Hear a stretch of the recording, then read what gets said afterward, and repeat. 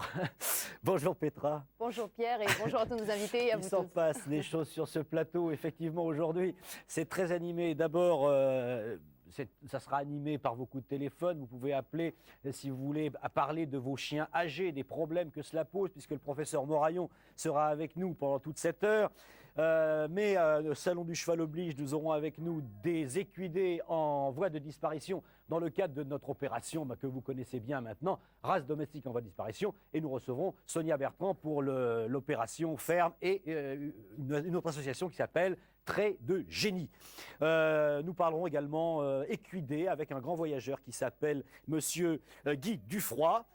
Nous parlerons d'animaux qui ne sont pas des chevaux mais qui ont une sveltesse, qui sont de grands coureurs également, que sont les lévriers afghans avec André Pithion-Rossillon. Et nous recevrons un invité surprise que je vais saluer tout de suite d'ailleurs, qui nous a fait vraiment le grand plaisir de venir car il est sympathique à tout le monde. Il s'agit d'Antoine. Bonjour Antoine. Bonjour. Vous êtes un... Ah, je vais passer devant la caméra. Attention, hop, je passe devant une caméra, je le sais, mais c'était prévu. Oui, Antoine, nous vous avons invité parce que vous avez publié un bouquin qui s'appelle Amoureux de la Terre, ça veut tout dire. Il y a une cassette également, on en reparlera tout à l'heure parce que c'est vraiment un amour. Cette cassette reflète, il y a des animaux, il y a tout, il y a des paysages. Oui. C'est le fruit d'un voyage autour de la Terre en 80 jours par tous les moyens de transport, dont quelques moyens de transport animaux comme des chars à bœufs ou on verra tout à l'heure. On verra tout à l'heure. Une roulotte à cheval. Une roulotte à cheval. Donc on reviendra donc sur notre invité qui sera fil rouge de cette émission. Mais auparavant, nous avons avec M. Pithion-Rossillon, qui est à côté de M. Grimbert, président du club des Afghans, nous avons l'historique de ce chien superbe, oui, Pierre, très flatteur. Bien, Pierre, je dirais simplement en observation liminaire que l'origine du lévrier afghan m'amène à formuler une réflexion sous forme de boutade. C'est que tous les adeptes du lévrier afghan ne sont d'accord que sur un seul point, pour affirmer que ce chien a été choisi par Noé pour l'embarquer sur son arche pour représenter l'espèce canine. En dehors de cela, ils sont tous extrêmement divisés car les origines du lévrier afghan suscitent de nombreuses controverses parmi les cynologues. Mais on peut dire que deux thèses essentiellement dominent. Selon la première, le lévrier afghan serait le descendant de lévriers asiatiques issus eux-mêmes des premiers canidés connus. Et selon la deuxième thèse, le lévrier afghan serait en réalité le produit d'un très lointain accouplement entre une chienne d'oc du Tibet du type originel et un grand chien de berger primitif. Ce qu'il faut dire simplement, c'est que le lévrier afghan est un chien qui a des origines extrêmement anciennes. C'est que ce chien est originaire d'un pays qui a été longtemps mal connu et difficile d'accès, et que lorsque ce pays a été connu et qu'on a pu y accéder, les autorités ont pris des mesures de protection interdisant son exportation, si bien que pendant très longtemps, il est resté très près de son type originel. Simplement, le premier lévrier afghan a été importé en Europe en 1907, en Angleterre, et depuis, il y a eu deux types de lévriers qui ont été importés. En 1921, d'abord, des lévriers du type du désert qui ont été importés essentiellement par le major Bell Murray et Miss Manson. Et puis à partir de 1925, des lévriers que l'on appelait du type montagne qui ont été importés, eux, par le major Hams et par son épouse. Voilà. Et maintenant, tout ça donne vous savez, les Anglais sont très pragmatiques. Ils ont laissé ces deux espèces, ces deux variétés prospérer puisqu'ils étaient originaires d'Afghanistan toutes les deux. Il y a eu bien évidemment des accouplements entre ces variétés. C'est ainsi qu'est né le lévrier moderne dont le standard a été déposé en 1933. Nous parlerons tout à l'heure avec M. Grimbert qui est donc ce président. Mais tout de suite, je crois que ça fonctionne au niveau du standard et que nous avons un appel sur nos animaux âgés. Allô, bonjour. Oui, bonjour monsieur, madame Lejeune. Oui. Oui, alors moi j'ai la chance de vivre avec mes animaux donc depuis très longtemps puisque ma chatte européenne a 18 ans et que mon chien, un loulou de Poméranie, a 14 ans. C'est bien ça, oui. Donc ma question tout d'abord est de savoir la longévité donc, du chat ainsi que celle du chien. Ensuite, ma chatte ne fait plus ses griffes et j'ai l'impression qu'elle ne suce plus, elles sont très longues. Oui. Et pour finir, elle passe des journées devant la cheminée, je pense comme beaucoup de chats qui aiment la chaleur. Et je voudrais savoir si cela ne nuit pas à sa santé. Eh bien, ça en fait des choses, voilà, c'est tout. Moraillon. Alors, donc, on nous a posé une question sur la longévité des différentes espèces. Je connais dans dans les gens qui me présentent leurs animaux, des propriétaires dont les animaux ont jusqu'à 25 ans pour les chiens de petite race, mais c'est quand même excessivement rare. Oui, Ce n'est pas une durée de vie Ouais. moyenne. La durée de vie moyenne chez les chiens de grande race, c'est de l'ordre de 10 ans. Chez les chiens de petite race, c'est de l'ordre de 15 ans, 16 ans. Oui, quand on parle de durée moyenne, hein, durée c'est bien moyenne, ça, hein, mais c'est-à-dire évidemment, qu'il y en a qui meurent plus jeunes et il y en a qui vont plus Bien loin. entendu. Bien. Et les On chats nous pose une question. Alors, pour un les peu chats- plus pour long, les chats, hein. on a des chats qui vont jusqu'à une vingtaine d'années, pour la durée de vie maximale. Alors, cette histoire des griffes, effectivement, chez le chat qui sont Alors, moins rétractiles. Bien sûr, lorsque l'animal vieillit, ses griffes sont moins rétractiles. Il a tendance, comme on nous l'a dit, à devenir plus sédentaire, donc à moins user ses griffes sur les différents supports. Je crois qu'il faut tout simplement prendre des mesures pour lui couper les griffes régulièrement, et cela doit suffire.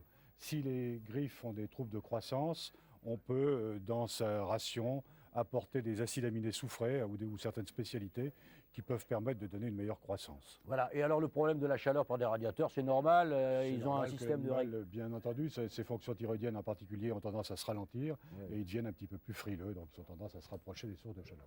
Eh bien, madame, vous avez vu, nous avons réussi à répondre à toutes vos questions. Et nous prenons tout de suite un autre appel. Au revoir, madame. Un autre appel, bonjour. Bonjour, voilà, j'ai un chat qui a presque 13 ans Oui. et il a besoin d'un détartrage. Est-ce Oui. qu'on peut lui faire une anesthésie sans risque? Ah, alors. Oui, je pense qu'on peut faire une anesthésie pratiquement sans risque, en condition de faire un examen clinique sérieux, éventuellement de voir s'il n'a pas d'insuffisance rénale ou d'insuffisance organique importante. On utilise maintenant des produits qui sont pratiquement sans risque. Sans risque, oui, il y a des modulations. Quand on parle d'anesthésie, madame, il ne s'agit pas de la même anesthésie pour un détartrage que pour une opération plus importante, hein. Alors là, on prend, croyez-moi, les vétérinaires ne prennent pas de risque sur ces genres d'interventions. Et 13 ans, c'est un âge chirurgical parfaitement normal. Bien, Petra, Je suis là. vous êtes toujours là? Si, si, Vous je êtes suis avec nous? toujours là. Votre journal en images cette semaine, ça Oui, se bah, présente bien? Très bien, tout se présente Allons-y. très bien. Par contre, ça se présente un peu moins bien pour les agents EDF, GDF qui en ont assez de se faire grignoter les mollets par les chiens lorsqu'ils vont relever les compteurs. Alors à cette fin, ils ont adressé un message à tous les abonnés. Je cite le message: nos agents sont à votre service, dites-le à votre chien, merci. Précisons qu'en France, en 1990, il y a quand même eu une centaine d'entre eux qui ont eu un arrêt de travail à la suite de morsures. Et de toute façon, ça ne doit rien arranger au niveau de votre facture. Alors, faites attention. Vous vous souvenez bien sûr du drame de cet immeuble qui s'est écroulé lundi dernier à Nanterre après une explosion de gaz. Vous voyez là d'ailleurs des images du travail fantastique des chiens de sauvetage appelés immédiatement à la rescousse. Eh bien, même dans les pires circonstances, il y en a quand même qui ont de la chance. C'est le cas de ce chat que vous allez voir qui a été récupéré dans les décombres. Malheureusement, sa propriétaire est décédée. Alors espérons que ce chat sera adopté par de très bons maîtres qui sauront lui faire oublier tous ces moments d'angoisse. C'est un bien triste fait divers. ça, Il faut saluer notre ami Jean-Claude Bourret qui nous a communiqué, qui nous a donné ces Tout à fait. images pour son émission Urgence, hein. Oui, on salue Jean-Claude Bourret. Merci au passage. Jean-Claude, encore une fois. Alors, pour continuer à vanter les mérites des pompiers, eh bien, une autre anecdote, heureusement beaucoup moins triste. Les pompiers ont récupéré dernièrement un chat qui avait décidé de faire sa sieste dans une machine à laver. Sa maîtresse, ne le voyant absolument pas, a enfourné le linge et a mis la machine en route. Alors, entendant les hurlements du malheureux chat, elle a bien sûr tout arrêté, mais entre-temps, l'appareil s'était détraqué et il a fallu toute l'astuce des pompiers pour arriver à décoincer la porte. Heureusement, tout s'est bien terminé, mais je pense que ce chat-là, désormais, ne dormira plus que d'un œil. C'est à Monterrey, aux États-Unis, que l'on peut voir des animaux marins assez extraordinaires. Ils vivent en général au plus profond des océans. C'est pour cette raison qu'on les voit rarement, et c'est en partie pour cette raison que je ne peux pas vous donner le nom exact de toutes ces raretés. Oh, Alors, pour la vous auriez peine, je vous laisse les admirer. Vous auriez travaillé un peu, vous auriez pu le faire. Et bien, vous allez nous donner le nom, par exemple. Ça, c'est une algue. Tiens. Non, ils sont absolument extraordinaires. Notamment un à la fin qui est vraiment fantastique. Ça, c'est un poulpe.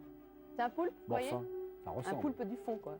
Oui, allez, continuez. Dans la série des petits coups de pouce maintenant, on voudrait signaler le problème rencontré par une équipe féminine bénévole qui a ouvert une filiale de la SPA dans l'Aude. Alors c'est un refuge où les animaux abandonnés sont particulièrement bien traités, ils vivent pratiquement en liberté et surtout on ne pratique pas l'euthanasie, ce qui est à la fois le point positif et négatif puisqu'évidemment à la fin il y a un manque de place et on risque de leur faire fermer le refuge.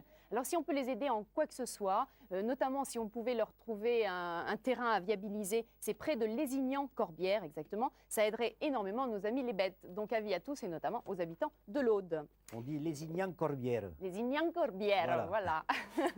Si vous aimez les perroquets, vous allez maintenant vous régaler. Regardez tous ces perroquets aux couleurs plus extraordinaires les unes que les autres. C'est Jerry Hunt, un ancien navigateur, qui élève tous ces oiseaux exotiques.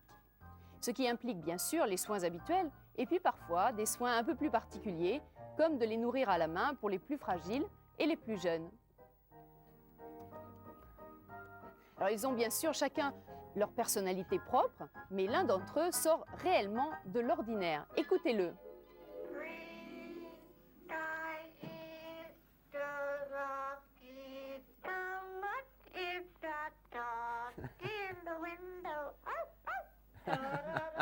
Alors, le petit chien dans la vitrine, c'est vraiment une chanson de circonstance pour le perroquet.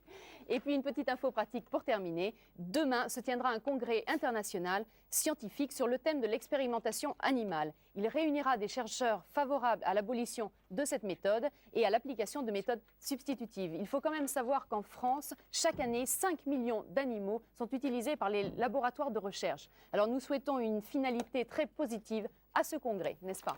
Bah, nous la souhaitons tous, Voilà. Petra. Merci pour votre petit journal. Nous, à l'occasion du Salon du Cheval, bien entendu, qui a lieu, comme vous le savez, à la Porte de Versailles, c'est le dernier week-end de ce salon. Nous avons reçu des équidés en voie de disparition et nous allons d'abord parler de ce merveilleux cheval, Sonia Bertrand. Vous avez vous faites partie de notre opération, l'opération de protection, l'opération Fer, et vous avez une association qui est un peu marginale, enfin qui s'intègre et qui s'appelle Trait de Génie. Je vois que vous avez même des pins, hein, c'est beau, hein. Si on a une caméra qui peut aller jusqu'aux pins tout à l'heure, on les verra. Ils sont à vendre ces pins, hein, je crois, pour l'association. Oui, les pins sont à vendre au profit de l'association pour la somme modique de 30 francs. Alors, avant de vendre les pins, on parle de l'association. Alors, l'association Trait de Génie a démarré à Lyon il y a à peu près 1 an maintenant. Son but est très simple, comme son nom l'indique, c'est revaloriser et relancer les races de chevaux de trait en France. Il faut savoir que nous avons 9 races de chevaux de trait en France, tout aussi magnifiques les unes que les autres. Là, vous pouvez admirer un étalon boulonnais du haras de Compiègne. C'est une de ces races, actuellement assez menacée. Monsieur Pourchet pourra vous en parler mieux que moi, puisqu'il est responsable de la circonscription de Compiègne. Mais actuellement, on estime à 600 juments le nombre de juments boulonnaises. 600 juments, oui. 600 juments.